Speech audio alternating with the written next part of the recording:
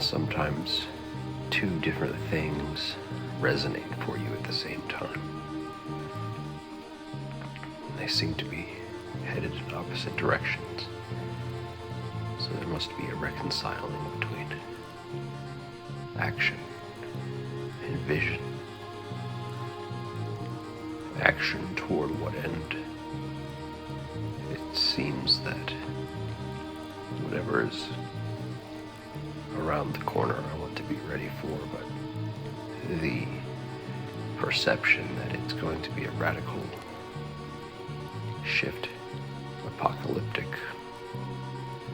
or otherwise, and the goal setting is somehow different, if not redundant, pointless, moot, foolish.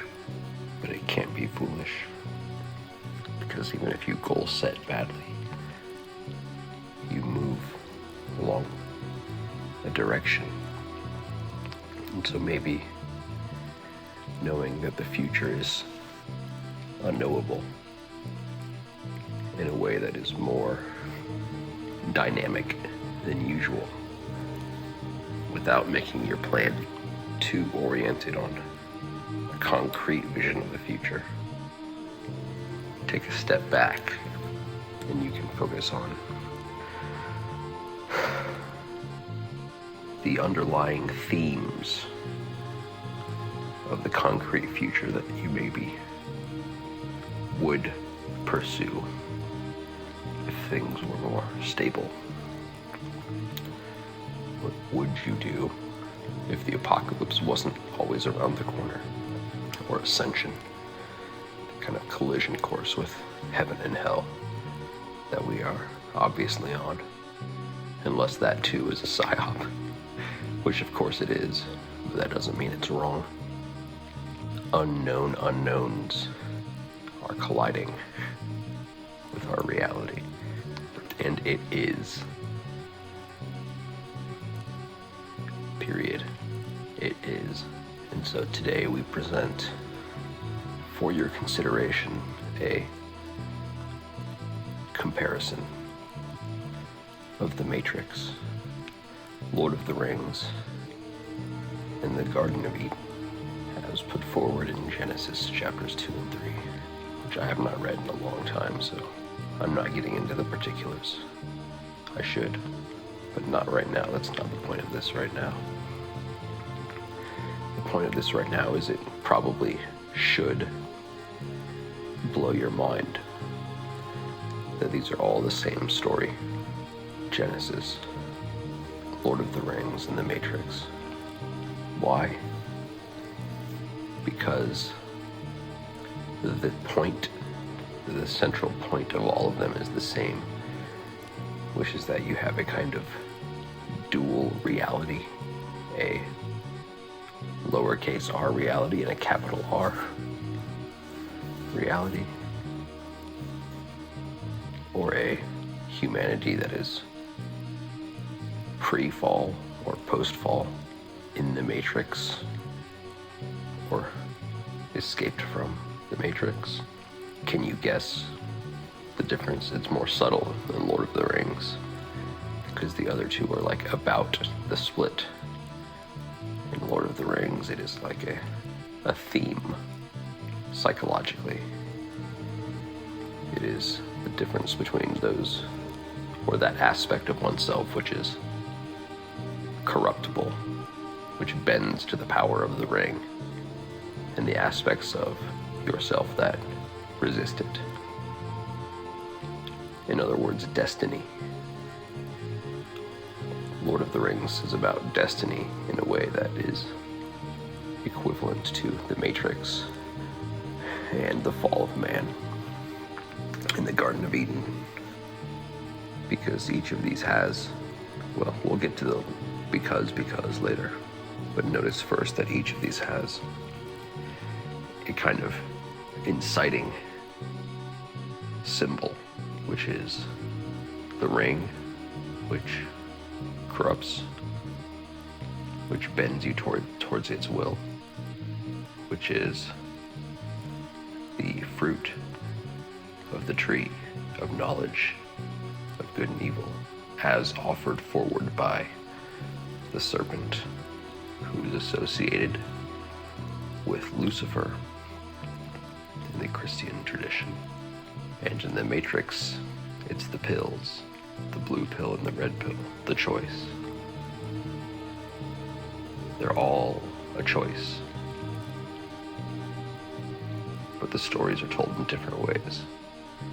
They are all the critical, the only important meta, kind of meta, but kind of not,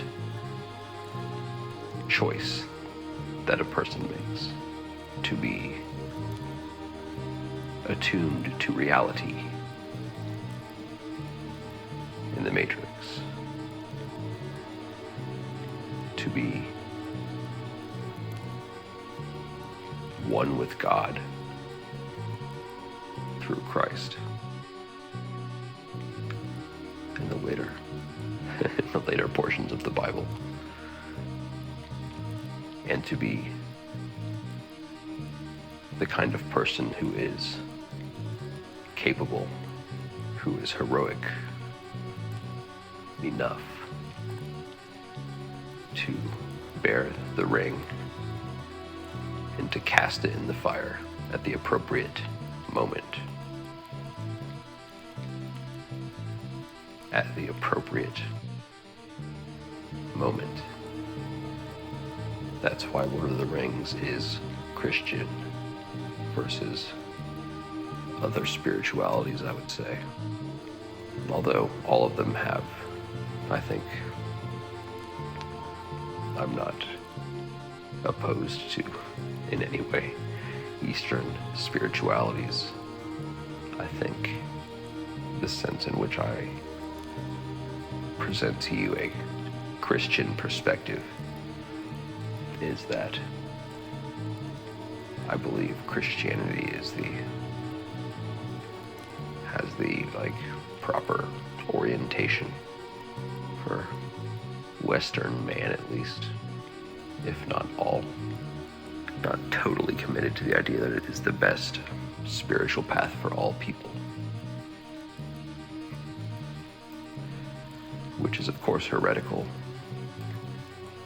according to all of the churches. All of the churches have their own problems, which they ought to be attending to before worrying about the heresy of others, I would think. Because there's like a attitude in spirituality in general, and it's present in all spiritual traditions, I think. It's just kind of a tendency to be, I guess, more or less agentic, or embodied is how it is put in Christianity, or how it appears, I guess. Whereas the Tom Bombadil character in Lord of the Rings is like a enlightened being who has become so enlightened that he is not, I don't know if he's not interested. He does seem to be interested in the affairs of the world, but he is not an agent in the world. Although one might imagine that Gandalf would have an interesting relationship with Tom Bombadil. Because isn't Tom Bombadil higher than Gandalf in terms of spiritual knowledge or whatever? Magic, I guess. I don't know. I think about Lord of the Rings all the time, but I've never really gotten into the deep lore.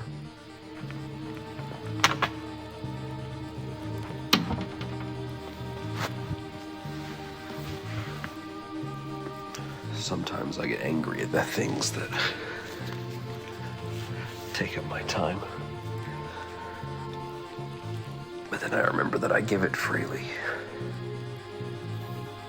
Okay, all three have this key distinction that is the central point of the story in slightly different ways. And so all of these stories that have the juice. You know, like the mythical quality, the really deep connections that these stories have with people across time in the case of Genesis and Lord of the Rings a little bit. Well, I guess it's even been almost 30 years now since The Matrix came out. But we recognize these stories as like of the highest meaning. They're like mythologies. They're relevant to us in ways that cannot be otherwise captured. That's the whole point. They speak to us truths that are not so much analytical or even empirical. They are good stories, but there's lots of good stories. The reason these three entities are so attractive to people, are so like magnetic for attention and meaning, they like resonate with people very strongly. That is what makes them mythologies. And all of them have to do with this duality, this split between good and evil.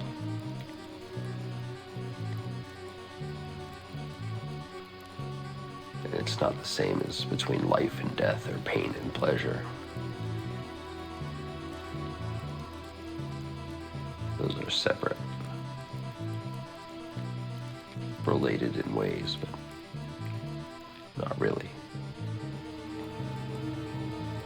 Good and evil in the sense that it matters whether you believe it or not. You're either more good or more evil for all of your beliefs. There are, better ways to be in a broad sense, and that's the challenge to which Neo steps into in The Matrix. It's the burden and adventure that Frodo takes on in Lord of the Rings. And it is the destiny of mankind from the deep past in the Bible. From The Matrix, it's happening here and now. And in the Bible, it happened a long, long time ago. And both are true. They're just different ways of telling the story. And if you want to embark on the journey, if you want to be the best you can be, to be good, to resist evil, to resist Sauron and the subhuman orcs. I'll have to bleep that. For those of you wondering what was bleeped, I said subhuman. I don't want to make that insinuate race for anybody, because I don't think it does. But there is a subhuman aspect in all of us, and it manifests differently in different races for sure. Of course, one would hate to overgeneralize.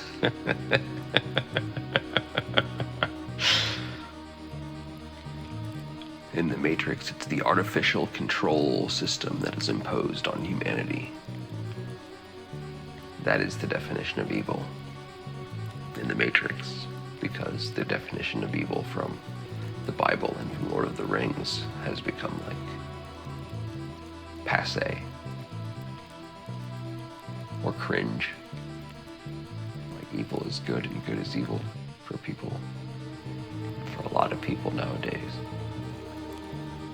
And a lot of that is because the artificial control system is winning, has been winning for a long time. Because Lucifer and Satan has been winning, or because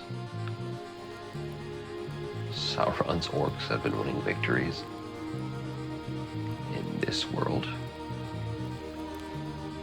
It feels like the control structures, the hierarchies that we have been embedded in, have been utterly failing and like anti-human for a long time.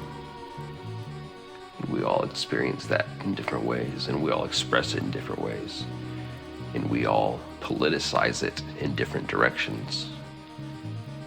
But like everyone is deeply unhappy with the control structure that has like governed us at every level, not just like governmental, but like corporate, legal, just kind of all forms of hierarchy have been simultaneously failing, and including, and I would say especially, the spiritual, the churches, which is not to say that they aren't doing their job in many important ways, but they are not connecting with people at all, and they're getting caught up in like legalistic issues of their religion. They have no vision, and to some degree it's not their job to have vision, but it is someone's job to have vision, and you want those people to be well spiritually oriented, right? Whatever that means to you. And so different types of systems emerge, different types of stories, all pulling you in a key direction and whispering to you that your reality is not what it seems to be, is much greater than what it seems to be, and that you are capable of seeing the other side and even taking us to the other side with you. They are all calls to heroism. The heroism of Christianity isn't really translating right now, though. It is a bit more subtle, but it is the same heroism, ultimately. This is a weird thing that I've never thought before, but it does seem that Christianity could use like an outer, exoteric, like sub-mythology that is more masculine, I guess, or action-oriented. I guess it would be tough. I don't know. I mean, I guess that's what the Bible is. It's just very old. It's very outdated in that sense. It's not nearly as badass as Lord of the Rings or The Matrix. But Christianity, the esoteric aspects of Christianity are obviously not resonating. People are at the exoteric level, or not there at all. I just don't feel like the Christian exotericity is very compelling right now. It's kind of a tough sell, to be honest. That's maybe the advantage that other religions have on Christianity, is the exotericity. Unfortunately, the truth is somehow esoteric, or at least there are truths that are esoteric. But not all people seem able to reach them. I guess everyone is able to reach them, though. That's the whole point, is that they're not like IQ truths. I actually wonder if they even might correlate inversely with IQ. That would be interesting. It's probably not. It's probably a little bit of a positive correlation. But it can't be too strong, because it's not an intellectual truth. It is different. But nonetheless, there's a lot of thirst for people to access it analytically, or in terms of a system.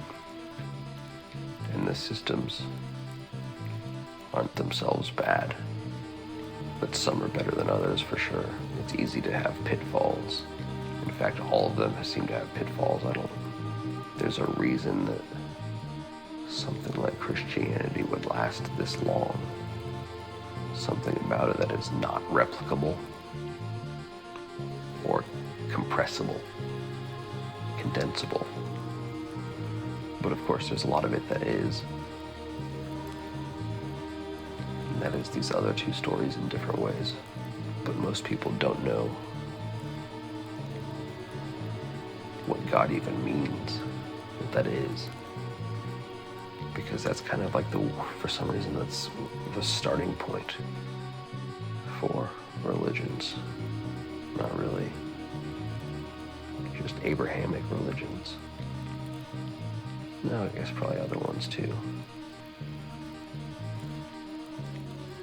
But when you hear about tribes or nations fighting on behalf of their gods,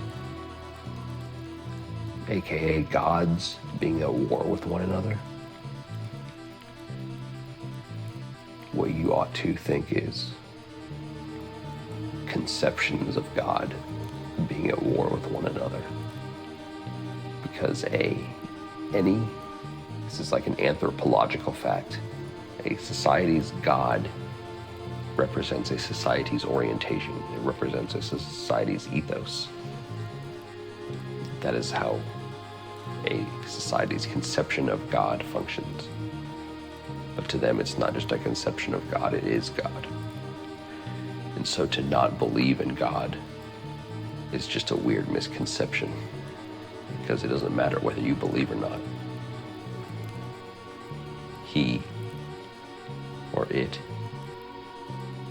or she, I guess, out of respect for Christianity, we're going to go with he, or sometimes it. Not because I understand why that's better or not, but just because that's the lens we're applying here. That's the POV. That's not really up to us. It was there, we were born into it. We inherited it. But also it turns out if you take it seriously in a way that is deeper than exoteric, it is an inadequate guide for you.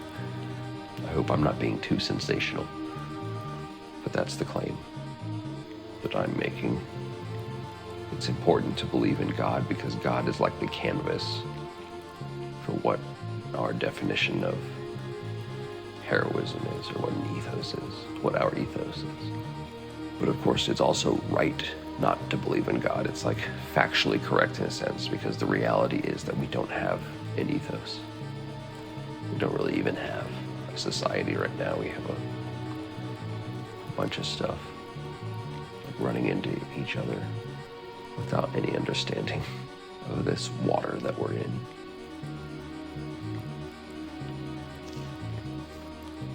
But the point of each of these stories is to invite you to be more heroic than you already are, to allow yourself to be transformed in the highest possible way. Aliens are a state of mind. Some people interpret that state of mind in different ways.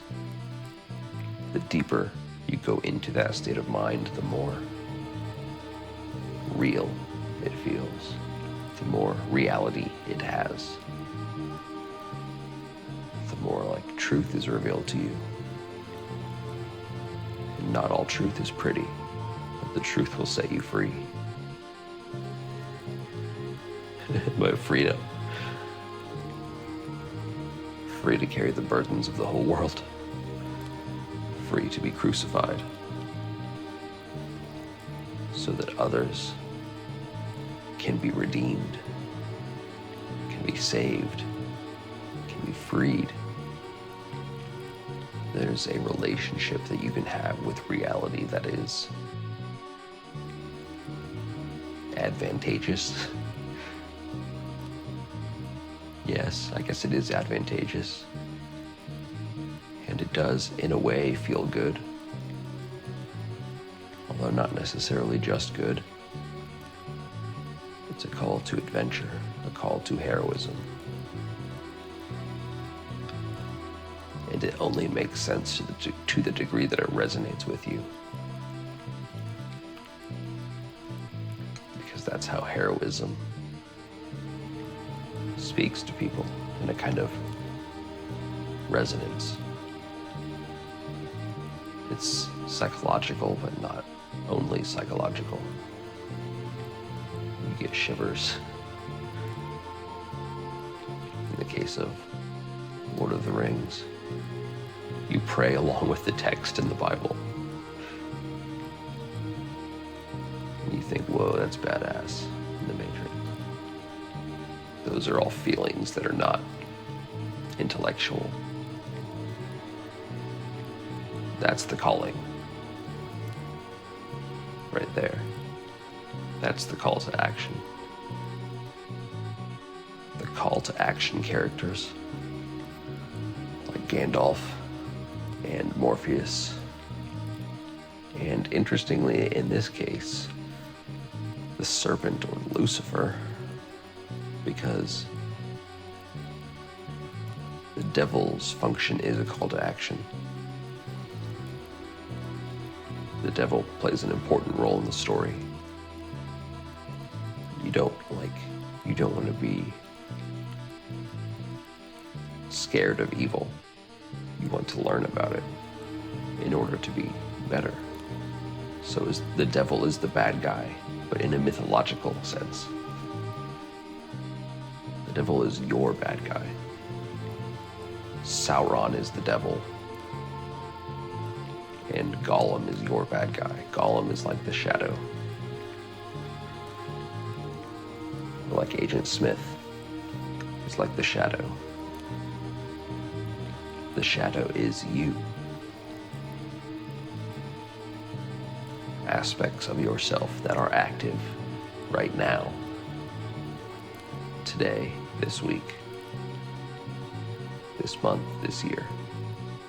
You know a lot about your shadow. You probably do have blind spots. You probably have parts of you that you avoid looking at. And I think you probably ought to assume that you have some things hidden altogether. Maybe you don't, but it's best to be curious, because you might. But the shadow's an important thing to kind of have a theory of. You kind of want to have a theory of your own shadow and how it works. And that's what the devil offers you. That's what the shadow offers you. The devil is not something out there to be vanquished. He's represented that way in the story. But it's a special kind of story. All three of these stories, which resonate very deeply with us, are pointing us towards a reality much bigger than the one that we have a strong theory of, the reality that we think that we live in. This isn't about IQ either.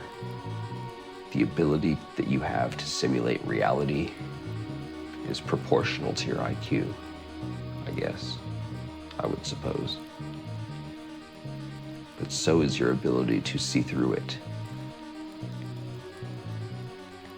They are equal opponents. Your ability to simulate reality, reality's tendency to simulate itself, is equal to your ability to see through it. Because both are yours. Both are running on the same processors.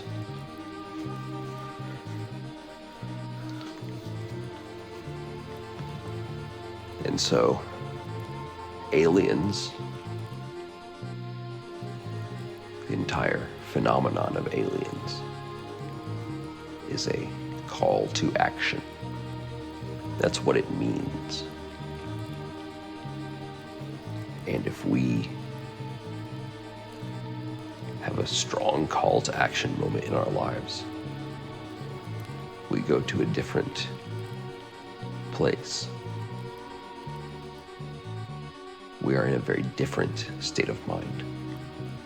The call to action is an initiation. And in religions, it is ritualized because it is important, but we don't have it. So we watch The Matrix.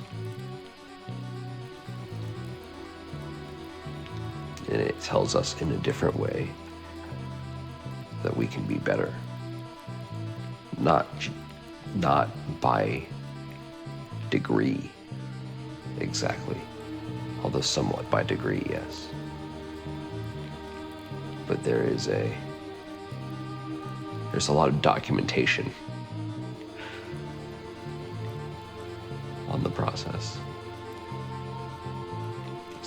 It's just not really easy to understand unless you really do the homework. But no one really gets the homework. What do they even want me to be doing? What am I supposed to be doing? That's the question. That's why you're here. That's why you're studying aliens deeply. Because you are ready for an initiation.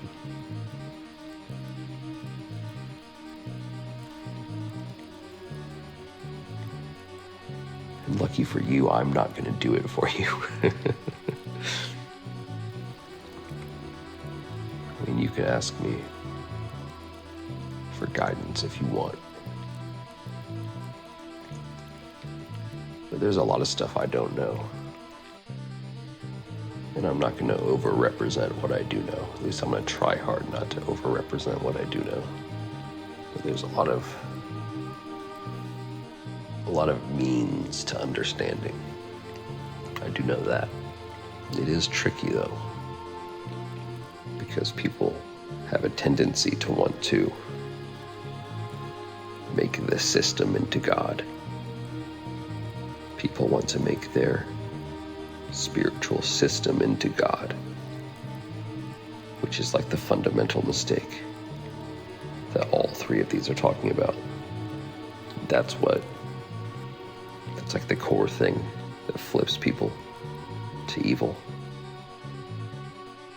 to not understanding, to being less than they could be. It's that everyone has a tendency to make the system the God. Because the system is a rational thing. And we use our rational minds all the time. We are used to using our rational minds because we get a lot of utility out of using our rational minds, more than the average species. But that rationality drowns out a deeper truth, a deeper state of mind that you want to be able to hear at least some of the time. You kind of you could think of it as having like a brain circuitry for what you do, your executive function, God for you, your higher self. There's a circuitry in your brain that it runs at like a lower hertz, a lower frame rate, a lower volume. And in order for that circuitry to be efficacious to you, in order for you to make use of that part of the brain, you have to be able to quiet the rationality part of your brain. It's not that the rationality part of your brain is bad.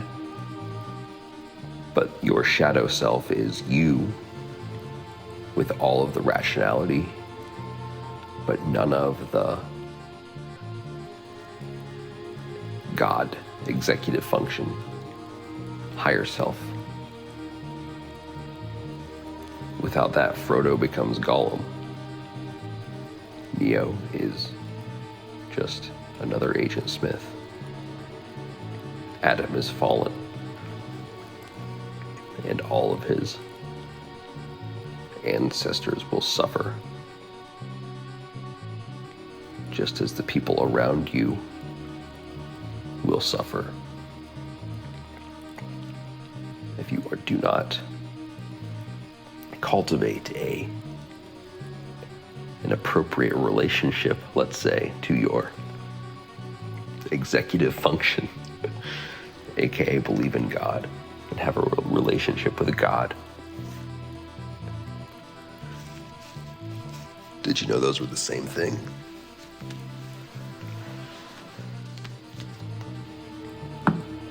I told you I was here to tell you something. It's really important to me not to waste your time. Believe it or not. I make these videos for a reason. It's not a vanity project. Although I still might wear a suit again, because I liked that. I'm here to tell you, no, I'm not here to tell you. I'm here to point you. I'm here to get you. Well, this is a deep cut. I guess we're gonna go with The Hobbit for a minute. I'm here with how many dwarves? 14 or 13? I think it's 13. Is it 13? Is it like the disciples? That'd be interesting. I suppose it's close anyways. Yeah. I'm Gandalfing you right now. Aliens are Gandalfing you. And I'm telling you the truth about aliens. I'm telling you what aliens are. They're completely real. Sometimes people experience their higher functioning like in a very overpowering way, and that allows them to see things that are a different realm of truth. That's not a metaphor, you see. A different dimension, a higher plane. But in some ways a conscious plane just as this one. This is something you can do. Your experience is unlikely to be so vivid as to feel like an abduction or something. But there are entities that you ought to learn about. And you can learn about them through different systems. But it is optimal probably that you learn the best system that you can as deeply as you can. I study many systems. That's just my path. I didn't really choose it. It's just what resonates to me. I'm choosing to go deeply into Christianity now, because I think it has things to offer that others don't, other paths don't. A certain kind of clarity. But I find myself understanding in a resonant way more when I kind of flip the pages back and forth between other understandings as well. Because esotericism or prayer or homework or heroism is not easy to understand. also not easy to do, independent of the understanding.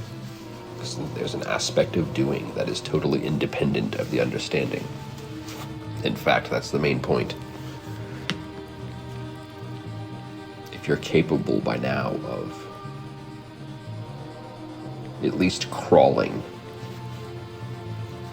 in terms of non-duality, if you have a little bit of an understanding of that, is if you've kind of had experiences or moments in which you feel you are being in a non-dual state, which some people have a hard.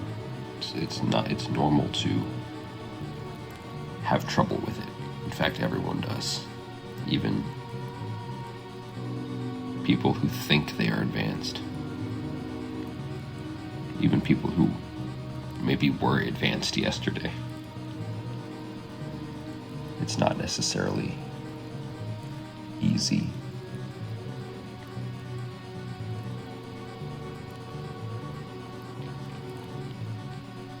But having a shame response to failure, sin, the power of the ring, the moments where you take the blue pill rather than the red pill, the moments where you believe in the Matrix, they are like fed by shame and fear. Anyways, if you're even crawling in terms of non-duality, you can maybe understand how someone could, how there is a reality beyond, a reality within, but we all have kind of the same within. We all share a within structure. So there are commonalities in their appearance that are very strange and unusual and uncanny and suspicious, to be honest. And just like strangely, they have a reality to them. There is a reality there. It's not a metaphor. It just is experientially different. So it can only really be referred to in metaphorical ways. It's experientially different. But it's still this, you're experiencing it with the same experiencer-ness, consciousness, mind. It's you. You're going somewhere.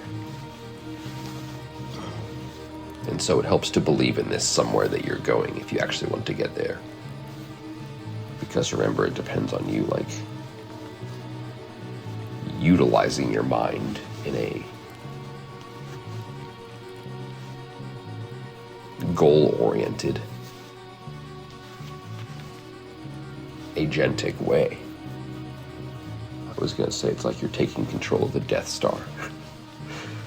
But first of all, that's the villain. And second of all, I don't need to add another mythology into this, do I? Yeah, let's do Star Wars real quick, because just intuitively I know it's going to fit perfectly. I haven't thought this through, but you can tell because it has the same mythological resonance. That's how I know. I haven't thought of what I'm about to say about Star Wars and how it ties in with the others. But you probably know already too. It's the light side and the dark side. It's good and evil. It's different, like, understandings of reality. Vader's obviously the shadow. Obi-Wan is the initiator. Like, becoming a Jedi is actually a really clear. It's like a clear way of saying what I'm already trying to say. It's clearly talking about non-duality. That's what the whole Jedi thing is. They like meditate.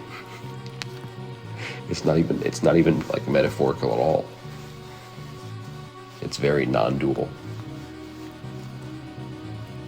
The road to be good involves meditation and like ritual, like religious adherence to a system of understanding. Why did I not include Star Wars? Star Wars makes more sense. Star Wars is like probably the most potent. I don't know, it just depends on the person, I guess. Also, Star Wars does have Star Wars plus Christianity is really good. That's my religion, Star Wars plus Christianity. Because Luke chucks his shadow down the shaft of the Death Star, the ring.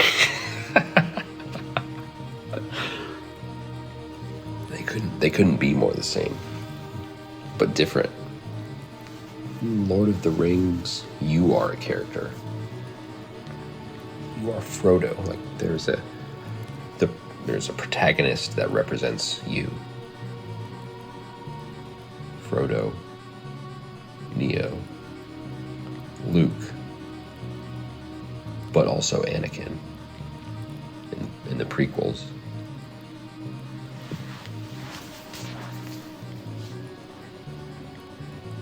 And Adam, who is later known as Christ in the Bible. Christ is like the engodification of Adam,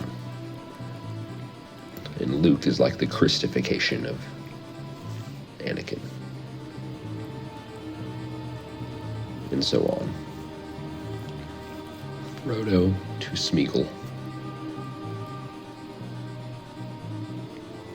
And also, in a way, Frodo to Sauron.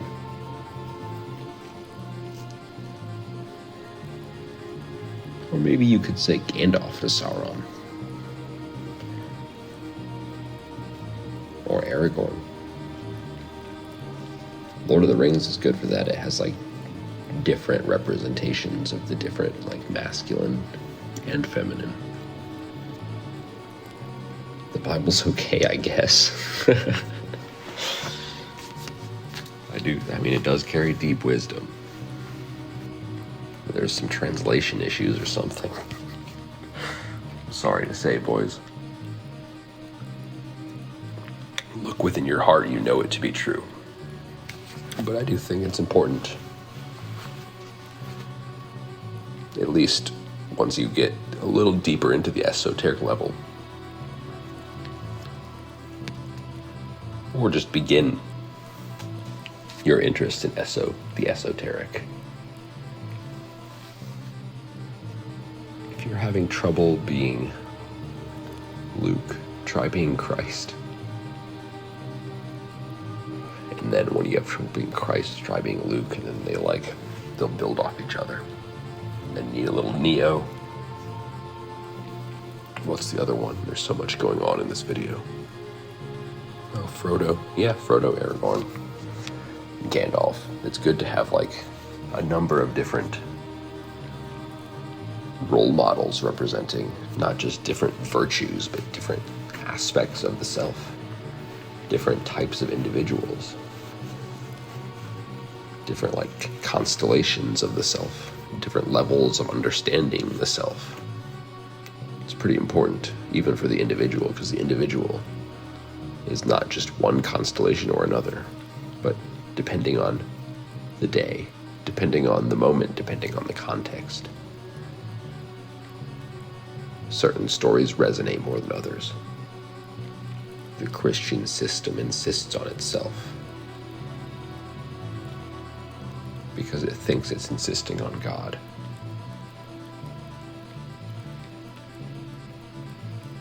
And the other ones,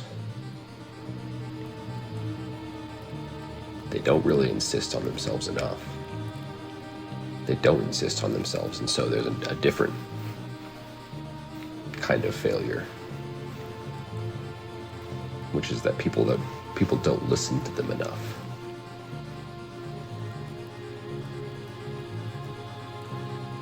mythologies are useless. Mythologies are like the orientation of your society, and they're useless if you're not listening to them. They might as well not exist. God might as well not exist if you're not listening to him. Aliens are a framework for understanding deeper, higher, beyond levels of consciousness, that whose reality you could only see for yourself. Once you see it for yourself, you'll understand that it is real, maybe just not in the way you were expecting, because you're used to reality appearing a certain kind of way. But that's not the only way that it can appear. And so there is a sense in which people want to believe something that they don't believe, which is like in the material, physical, knock reality of the other dimensions of consciousness. And while its effects are very real on knock consciousness, very real and very mysterious, in fact, many unexplainable things, even to very wise people, they're not subject to knock reality in the same way. They're both less real and more real. And the less real part, it's easy for you to understand, but the more real part, you have to see to believe. You have to go deeper. You have to make choices. You have to believe things deeply.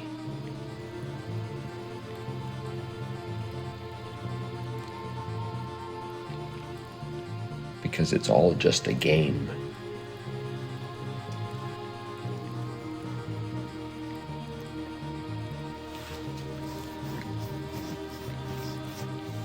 And for some reason, they gave us access to the code.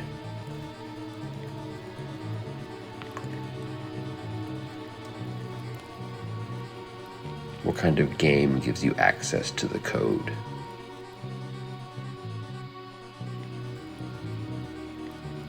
Be not afraid.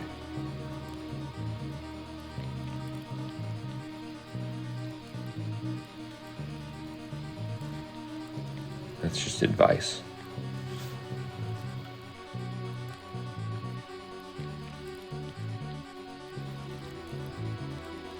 Anyways, thanks for watching.